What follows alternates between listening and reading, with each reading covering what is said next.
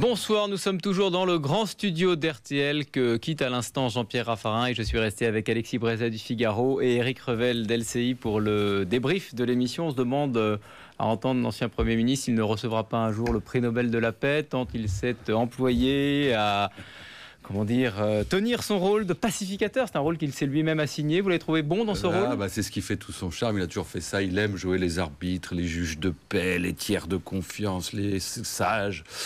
Donc ça l'oblige à une certaine optimisme. Vous savez, il avait inventé la positive attitude, donc il a usé et peut-être abusé de la positive attitude. Ça fait sa spécificité dans le jeu politique. Ça fait aussi les limites de son poids politique, puisqu'il reste toujours entre. Ouais, et surtout, alors, il nous a expliqué que les sifflets, par exemple, hier, c'était pas grave, c'était juste un mouvement d'humeur. Oui, c'était un mouvement d'humeur. Alors, il a quand même dit, j'espère que ça n'a pas été organisé. Bon, mais c'est au passage. Dans ce qui est formidable avec Jean-Pierre Raffarin, et c'est pour moi l'archétype du centrisme dans toute sa splendeur, c'est que quand vous l'écoutez dans l'émission, il vous dit que Nicolas Sarkozy est un homme qui maintenant entend, qui maintenant comprend mieux les gens, sait écouter. Bon, François Fillon est formidable, il a un programme économique très bien. J'ai même senti qu'il se rapprochait un peu plus de François Fillon. Alain Juppé demeure quelqu'un de sérieux, de solide, de rassembleur. En fait, il vous dit, mon vrai candidat, il est dans mon cœur, je ne le donnerai que plus tard, mais quand on l'écoute, tout le monde pourrait être ce candidat, à droite, en tout cas pour Jean-Pierre Raffarin. Je voudrais qu'on écoute le premier extrait, parce que l'une des déclarations étonnantes de Jean-Pierre Raffarin, enfin étonnante, c'est tout à fait raccord avec ce qu'il a toujours dit à propos de la primaire. Jean-Pierre Raffarin n'est pas du tout fan de ce mode de désignation, et il en voit pas mal de défauts. Écoutez-le. Moi, je suis très favorable à une primaire qui départage.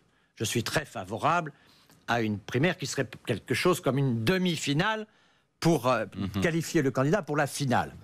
Mais je ne suis pas très favorable à ce qu'on appelle en sport les play-offs. C'est-à-dire, on met beaucoup de gens tous ensemble. Tu sais, ça se termine un peu comme The Voice, où dans le temps, le palmarès des chansons. Chacun vient chanter sa chanson. Il y en a qui pèsent 3%, on dit j'aurais peut-être l'agriculture. L'autre qui dit je fais 8, j'aurais peut-être le commerce extérieur. Donc on fait quelque chose qui est un peu désordonné. Donc la 5e République, je ne fais pas partie des gaullistes intégristes, mais quand même, j'ai pour le général de Gaulle une grande admiration, et notamment pour ses institutions. L'élection présidentielle, c'est pas le palmarès des chansons. Ouais, on peut pas dire qu'il apprécie beaucoup les primaires.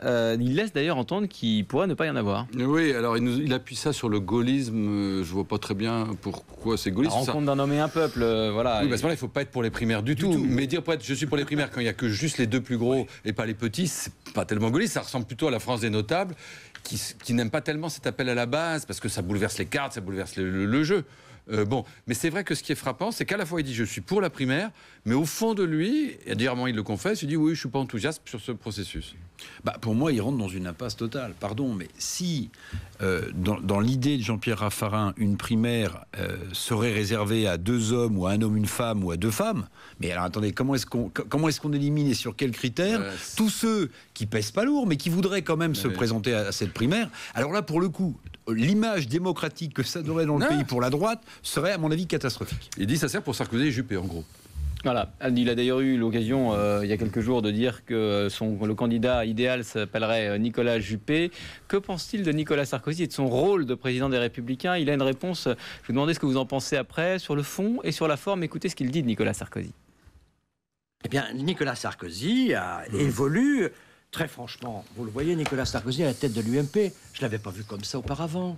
Il écoute tout le monde. Il est patient comme tout dans les réunions. Mais il ça a l'air de vous surprendre. Mais oui, donc il est en train de... Vous ne semblez pas y croire, la façon dont vous le dites, vous ne semblez pas y croire.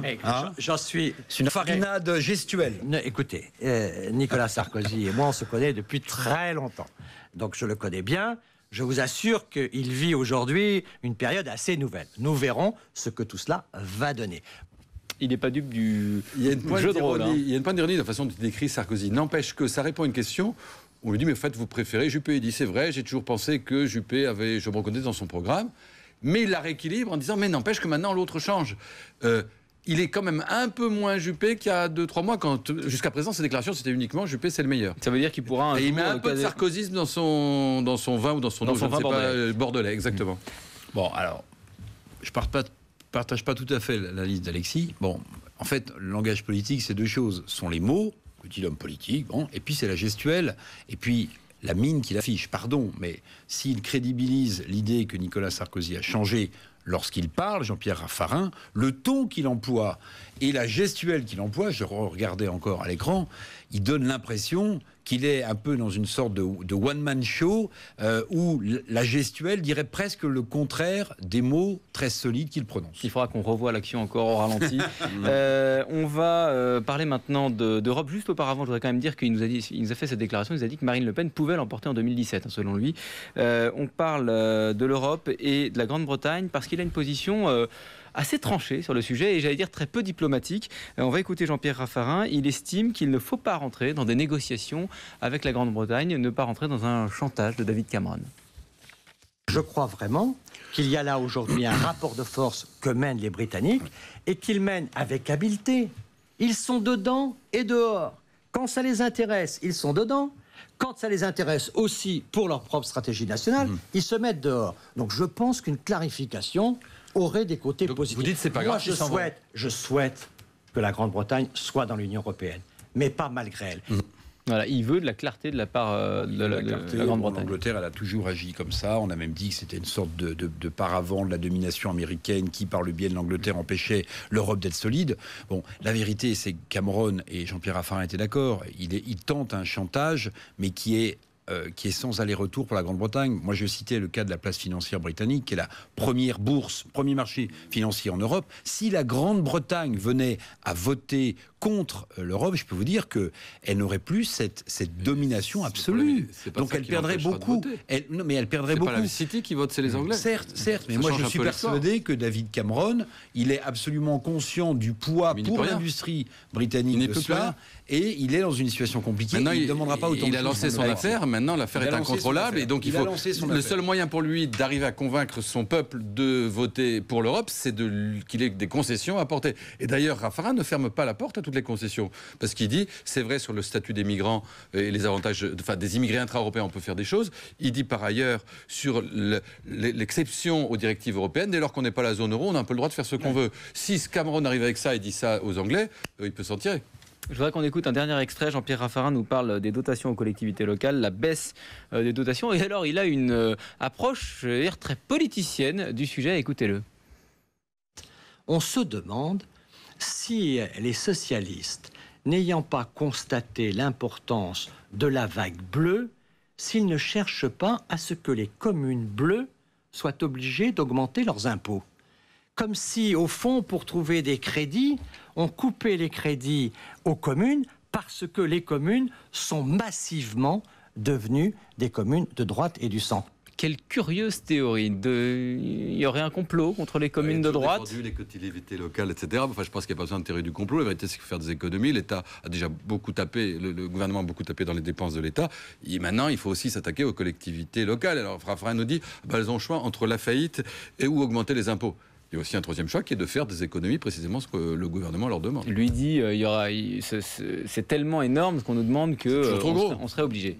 Ouais. Vous voulez trouver convaincant sur ce point ? Il fait de la politique comme il sait en faire, Jean-Pierre Raffarin. Il y a quand même un sujet qu'il n'a pas abordé et qui vient surajouter la difficulté financière des communes ou des communautés de communes, c'est la question du financement des rythmes scolaires imposés également par ce gouvernement. C'est vrai que pour beaucoup de communes, quand même, ça représentait une manne supplémentaire qu'il fallait trouver. Et il y a eu des élections, mais pardon, vous respectez la loi, vous mettez en place des choses qui vous coûtent de l'argent et donc vous êtes obligé d'augmenter les impôts. Depuis 10 ans, on regarde la courbe des effectifs de la fonction publique territoriale. Non, mais, elle est vertigineuse. Hein, donc, et au passage, juste pour clore ce sujet, Jean-Pierre Raffarin nous dit que sur la réforme des collèges, il continue de croire que le gouvernement peut reculer. Et en tout cas, il nous dit que si la droite revient, il faudra qu'elle abroge les décrets et qu'elle repense la politique de l'éducation. Juste un mot sur une déclaration de Jean-Pierre Raffarin qui trouve que la date des régionales est mal choisie. Là aussi, est-ce que vous l'avez trouvé convaincant ? Oui, alors parce qu'il dit, ou il a découvert que les élections régionales, premier et second tour, encadreraient la fameuse conférence internationale sur le climat qui se tient à Paris. Et donc il dit, la conférence sur le climat verra... les régionales seront tout entières centrées autour de la question du Front National. Et donc les dirigeants du monde entier verront l'importance du Front National en France. certes, à mon avis, ils n'ont pas besoin de la conférence sur le climat pour le savoir. Je pense qu'ils ont Internet et que tout chacun le sait. Mais... Oui, puis en plus, alors on voit pas qui veut aider. Est-ce qu'il donne l'impression qu'il tire la sonnette d'alarme l'Élysée en disant mais vous vous rendez compte, il y a un événement international qui va se télescoper avec une élection locale. En tout cas, il nous a dit. C'est trop tard. Mais d'abord, c'est trop tard. Mais pardon, dans ces cas-là, il laisse François Hollande dérouler cet échéancier. Du coup, la conférence environnementale ne sera pas un succès pour François Hollande comme il le veut, et donc elle serait parasitée par le résultat des élections régionales. Là, je n'ai pas bien compris la démarche. On laisse chacun juge de cette déclaration. Merci à tous les deux. Le Grand Jury, le débrief. Vous retrouvez l'émission sur RTL.fr, lefigaro.fr et MyTF1 News. Très bonne soirée, très bonne semaine. Je cherche à vous rassurer. On parlait d'autres médias. Oui, parce que c'est pas